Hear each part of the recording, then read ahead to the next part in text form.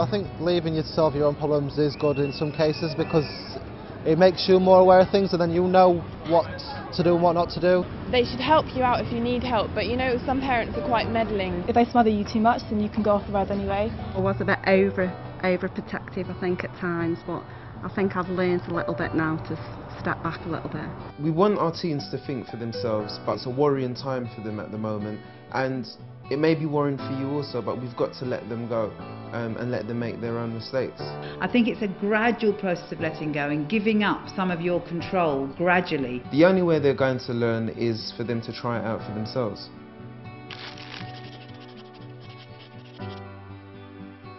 You have a process by which you plan to gradually allow your children more freedom. So at a particular age you say, okay, well at this age you can go to the shops by yourself, providing you're back at this particular time, providing you ring me at this particular time, and then if all goes well you can slightly let your guard down even more. It's about developing trust. When I got to a certain age, as long as I told them where I was and if I was home at the right time and if I didn't abuse their trust, then it sort of grew from there.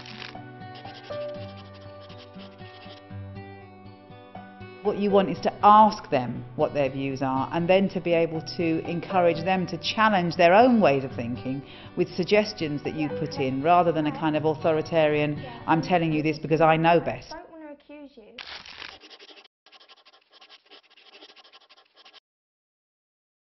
Sometimes it's through the talking and the reflecting and the discussing that you can actually encourage children to find their own way through. The way that they may choose to solve their issues may not be the same way that you may choose to solve your issues or problems. So it's about being flexible and basically allowing them to experiment. Let them know that the most important thing is that they've tried to solve the issue and things don't always go right the first time round.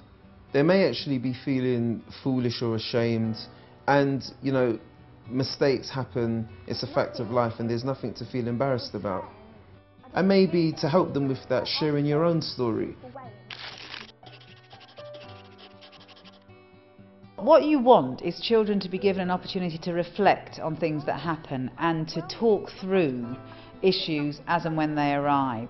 Let your children know that you're always there for them, regardless of their failures or successes. Maybe stepping back a bit was great because I did learn loads, but then I think parents' guidance needs to be there, and I think maybe don't step back too much, if that's what I would say to a parent. I think it's a really hard balance to strike because as a teenager I was really stubborn. I didn't want to hear anything my parents had to say. Sometimes I think she gets in a bit too much, and but most of the time I think it's okay for her to worry because I'm her child.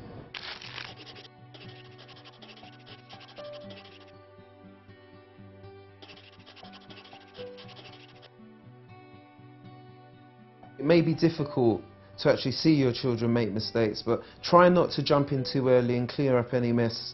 Allow them to do that for themselves so they can learn from their own mistakes. And it's through that confidence and developing the self-esteem in young people that they become adults that are able to cope with the range of things that life throws at them.